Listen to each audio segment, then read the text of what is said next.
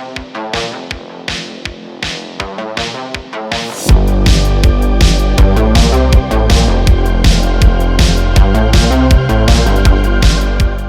and welcome to Diecast Restos. I'm Jason and today's build is a commission of a very unique car. Jake got in touch on my Diecast Restos Instagram page saying he had a 1:32 scale Daewoo Matiz he wanted turning into his car. His car is no normal Matiz though. It has a 3.2 litre General Motors V6 in place of the 800cc 3-cylinder unit it carried in a previous life. Here's a few shots of it taken from the Twin Engine Corsa YouTube channel. There's a link in the description to that video. The Daewoo's steel wheels have been swapped out for 18-inch Porsche twist alloys. For this project, I'm borrowing a set from a Cartrix Porsche boxed slot car, which is in the same 1:32 scale as the Matiz. So while I tear it apart, here's some stats about the V6 Matiz. The aim of the project was to squeeze the largest possible engine into the smallest possible car. The Matiz was developed on Daewoo's Tico City car, itself under license from Suzuki's Alto, which was built to Japan's K-Class specifications. More on those regs in last week's Daihatsu Koppen video. As such, the Matiz was tall, short and narrow and had a compact engine bay. It launched in 1998 with a 3-cylinder 796cc engine which produced 51 horsepower. A company called Power Crazy based in Lincolnshire in the UK swapped out the original engine, which was capable of 89 miles per hour, and shoehorned in a 3.2 litre Vauxhall Vectra V6. This 54-degree V6 was also called the Ellesmere V6, after the Ellesmere port factory in England where they were all built. They have displacements increasing from 2.5 to 2.6 to 3 to 3.2 litres and were used between 1994 and 2004. In the lesser capacities, they've been used in Opel or Vauxhall Calibras, Cavaliers, Omegas, Sintras and Vectras, as well as Saab's 900, 9000 and 95. They've also been equipped on US marques, including the Cadillac Catera and Saturn's L Series and View models. The 3.2 was used on 3 Opel Vauxhall models, the Omega, Signum and Vectra. It could also be found in the 2003 to 2004 Cadillac CTS. This produced a little more than the 51 horsepower the Matiz made. From factory, these produced 220 horsepower. But the project wasn't about numbers, it was more about the size of the engine being crammed into the Matiz's minuscule engine bay. Naturally, it was built on full custom engine mounts.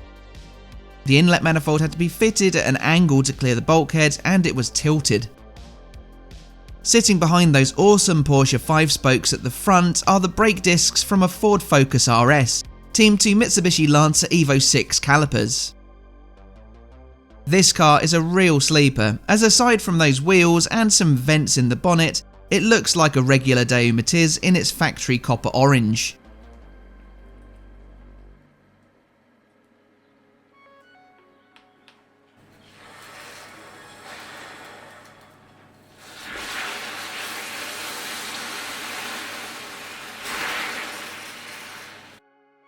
Well, that caustic soda paint strip did a whole lot of nothing. I think I'll give the liquid paint stripper a go instead. The Matiz was introduced by the now defunct South Korean car manufacturer and conglomerate Daewoo in 1998. Its design was based on the Italdesign Luciola concept from 1993. That was a development on the 1992 Italdesign Cinquecento, which had been rejected by Fiat. The 800cc engine and transmission were carried over from the Tico I mentioned earlier, though the engine was developed by Tickford in the UK. The Matiz came out in E, S and SE trim levels, with the latter afforded the luxuries of air conditioning, body-coloured bumpers, fog lights, a stereo, wheel covers and a small rear spoiler which I'm needing to mould onto this model. Options on the Matiz included anti-lock brakes, a driver's airbag, central locking, electric front windows, power steering and roof rails. A 3-speed automatic was available in some territories, though the 5-speed manual was standard. In 2000, it received a facelift, which incorporated a restructuring of the front end to allow it to accept a 4-cylinder 1-litre engine. It wasn't until 2002 that the 1-litre engine would arrive. This came after General Motors had taken over Daewoo's automobile division. Production of the first generation Matiz continued until 2005, when it was replaced with a significantly modified second iteration. On the model, the roof has evidently been bent out of shape, and it was actually split at the A-pillar, so I'm having to reseal this. It had also caused some visible damage in the lower corner of the windshield. Coincidentally, Jake says his car happens to have damage in exactly that location. The first generation Matiz was a very popular little car, and it was a bestseller in Europe and India for its first 4 years of production. It was built in South Korea, Poland, Romania and India from launch, and later in Uzbekistan and China. It was additionally assembled in Iran, Pakistan, Taiwan and Vietnam. It has been badged under a whole host of marks, especially after General Motors' takeover. After that point, it began being sold as the Chevrolet Matiz. In China, it was the Chevrolet Lecce, and in Pakistan, it was the Chevrolet Exclusive or the Chevrolet Joy. In Colombia, it was called the Chevrolet Taxi 724 Kronos for some reason. Elsewhere, the Matiz was branded Uzdaewoo in Uzbekistan, Ravon in Russia, FSO in Poland, Formosa in Taiwan, and Pontiac in Mexico. After 2012, 7 years after the discontinuation of the first generation Matiz, it was called the Baojun Lecce in China until 2016. The second gen Matiz was unveiled as the Chevrolet M3X concept car at the 2004 Paris Motor Show, with a body again based on an Ital design. It had a revised interior with a central instrument cluster. The platform was also upgraded with twist beam rear suspension and improved front suspension. Engine options remained the same. In Europe, it was marketed as the Chevrolet Matiz and later as the Chevrolet Spark. It was still sold as a Daewoo Matiz in South Korea, but had Classic added to the end of its name. Here, only the 800cc engine was offered. The second generation was short-lived. It was replaced by the third generation car in 2009, now sold globally as the Chevrolet Spark. In India though, it was sold as the Chevrolet Beat, sharing the name with the concept car it is based on. It was called the Holden Baroness Spark in Australasia. Between 2009 and 2011 in South Korea, it retained the Daewoo Matiz name until the Daewoo mark was dropped. This third generation was the first to be produced on a General Motors platform, the Gamma platform, replacing the Suzuki platform of the last 2 generations. The Spark was no longer available with the 800cc engine of the original, with a 1-litre offering the smallest option. A 1-litre diesel or a 1.2-litre petrol or LPG version were the alternatives. The Spark was offered to the North American market for the first time for the 2013 model year following a facelift. In 2015, Roush Performance customised around 200 third-generation Sparks for Domino's Pizza. These had their front and rear passenger seats removed and replaced with storage for up to 80 pizzas. The left rear passenger door was converted into a warming oven. The third generation Spark was most notable for the use of a Vertigo green concept model as the character skids in vehicle mode in the 2009 film Transformers: Revenge of the Fallen. The third generation car would run until its 4th gen replacement in 2015. An EV version was also made available based on the platform between 2013 and 2016. The Spark was mildly restyled for the 2015 4th generation. While the third generation car continued on in production in most Asian and South American territories, the new car was offered to fewer markets. In the North American market, it had a 1.4-litre 4-cylinder engine which produced 98 horsepower. Here it sold under the Chevy Spark name. The Korean domestic version also sold under this name, but it, along with the European and Australasian offerings, used 1 litre 75 horsepower 3-cylinder power plants. It was called the Holden Spark in Australasia, while in Europe it was named the Opel Carl. Seriously. This was after founder Adam Opel's eldest son Carl.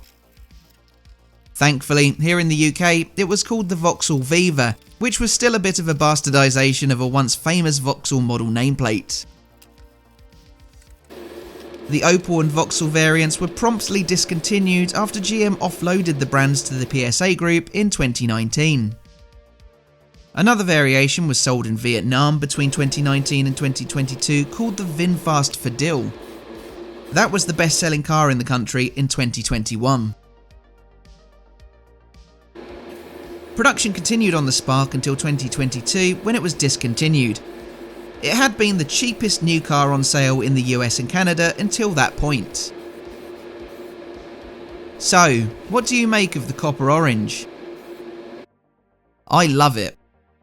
It's the first colour that I think of on the rare occasion that I think of a Matiz. Jake had a rattle can of specially matched paint sent over to me in order to get this build spot on. I was a bit hesitant about how it would come out, but I needn't have been concerned. It dried to a matte effect with quite a rough finish. But having had a go with the doors first, I knew that after a clear coat it would come out looking just fine. So that meant I could confidently step into detailing mode. I had asked Jake if he wanted to eradicate the comically large badges on the back of the model. He said that as long as they could be picked out in silver, to keep them as he liked them. If not, he told me to get rid. I'm glad he said so because you know what, I like them too. I don't know much at all about the model, but from a brief Google search, it was made by CM Toys and was made in Korea. At the time of recording, on eBay, there's a mint one of these in a Daewoo branded box up for €240. I've seen some photos of the plastic bases of these, which can include a telephone number on the raised plate where the pullback motor sits. I've got no idea why the CM Toys logo and wording has been eradicated from this one though. Anybody out there have any ideas? Shoot us a comment and enlighten us all if you do. The interior of Jake's car has been untouched, just a sea of grey cloth which really adds to the sleeper vibe. Now I get to add a clear coat to the whole thing, which should really improve the look.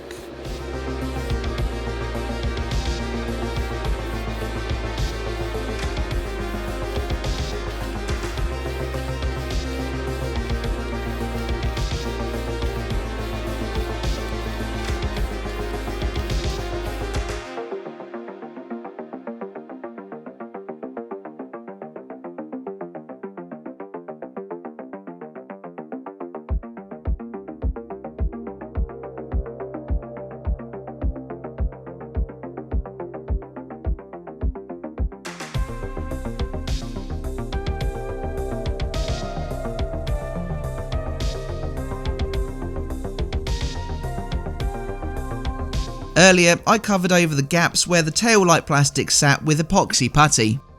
Those were broken and I assume irreplaceable since models are seemingly so expensive. Instead, I used decals to recreate the look. I decided to reuse the headlights though. While I had my decal paper out, I thought I'd replicate some of the stickers seen in the back windows of the V6 Matiz.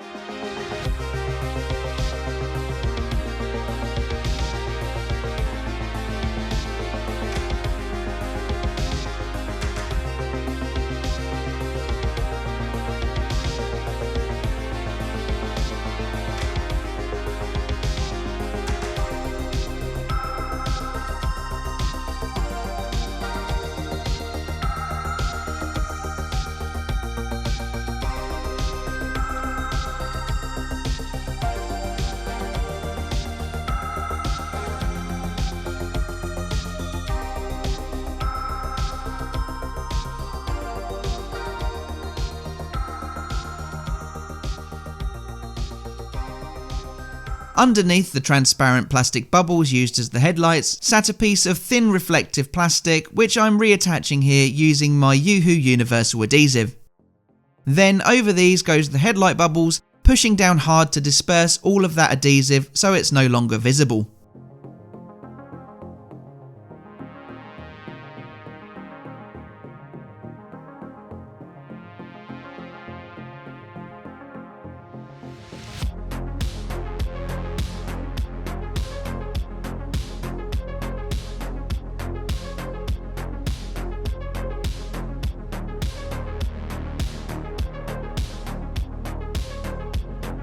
I run over the turn signals with Citadel Gloss Nuln Oil to help differentiate them from the body.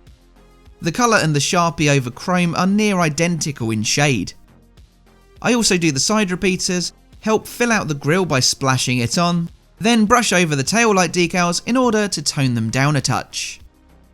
Then it's time to start the rebuild.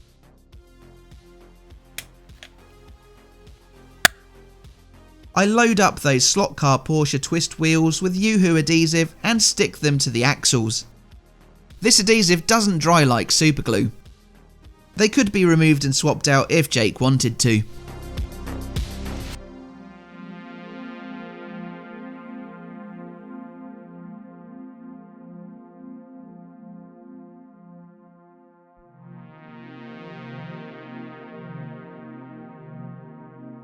I've got a bunch of these cord end terminals which are perfect for a cheeky tailpipe. That finishes the back end off nicely. On to rebuilding the body of the casting, and in first goes the door spring. Then I can fumble about fitting the doors in and around it. After that comes the window piece. Then it's the dash. There's two little lugs for that cast into the inside of the body. On the outside of that goes the scuttle panel, which also has the wipers moulded on. Here comes the interior, which is a bit of an awkward operation.